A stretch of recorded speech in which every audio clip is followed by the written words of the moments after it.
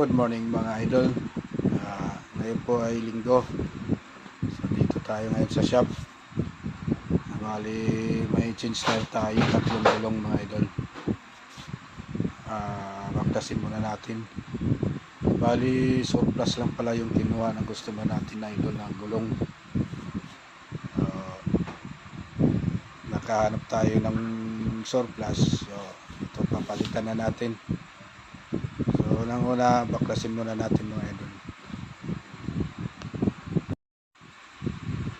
Ayan. Dahil busy pa yung tireman natin, tayo lang muna ang gagawa. Madali lang naman ang mga idol. Pag mga ganyan, kayang-kaya naman. Kahit hindi tayo sanay sa ganyang trabaho, pero kakayanin natin. Mahirap maging mahirap. So ayan mga idol, natanggal na natin. Papalitan na natin yan. Alright. Okay, hintay lang muna natin yung tire. May ginagawa pa siya sa gulong na ipapalit natin. Para pag nakabit na natin, siguradong walang back job. So, siguro para yung customer naman masatisfied sa mga ginagawa natin. Isa rin yung dahilan para balik-balikan din tayo ng mga customer natin. Alright mga idol, kabit na natin. Ayan.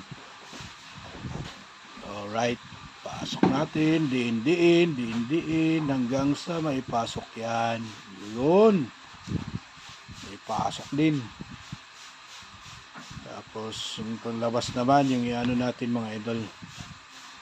Right, gagamit tayo dito ng sikwat.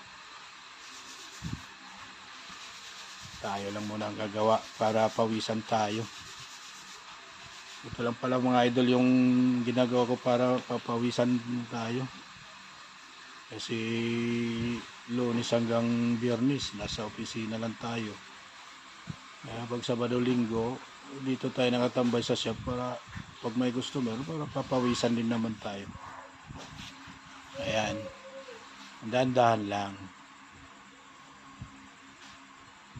Alright.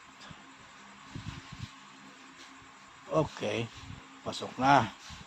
So ngayon gagawin natin, hahanginan natin mga idol. So dahil wala pa tayong blaster, ito lang muna yung gagawin natin para mahanginan agad yung gulong. So gagamitan natin ng gasolina kagaya ng mga datihan dyan. Alright. Okay.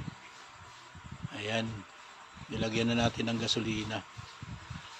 Paikot yan mga idol. Alright. At sindihan. Yun. Ayan, may laman na yung hangin mga idol. Hindi naman tayo magaling sa ganitong gawain.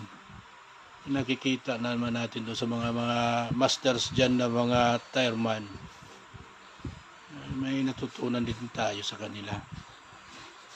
Yan. Alright. So yung tireman na lang natin magkakarga ng hangin. Tapos karga ng hangin, yun. Ikakabit na natin dun sa truck. Alright. Kunti na lang. Oops, nahulog yung pang kaya ginaganyan yan mga idol kasi sa mga datihang mga naglalagay talaga ng ganyan para iwas kasi minsan may sumasabog na gulong, kaya ginaganyan yan para pag sumabog man walang madadamay na tao. Ayan.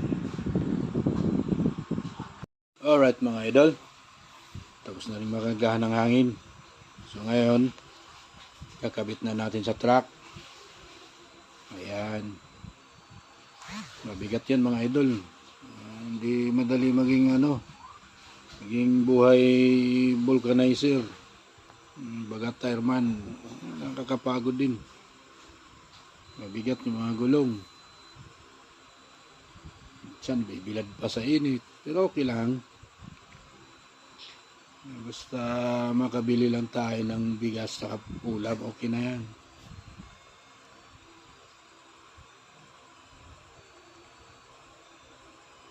Yan. Di pala namin napakita kanina mga idol yung pagbaklas namin dyan sa truck. Kasi ang tigas. Ang higpit masyado ng mga bolt. Kaya ginamitan na namin ng manong-manong power tools. Kasi yung compact wrench natin hindi kinaya sa higpit. Tinubo na rin namin para mabaklas lang. Yan. Ang sumayad ba yan dyan mga idol, kaya binumbahan muna natin ng jack para umangat. Yan.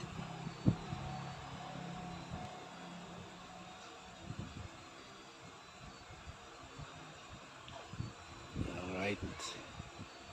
Bomba pa. Bombahin mo pa. Ayan. Alright, hanggang dito na lang mga idol. Maraming salamat sa panonood.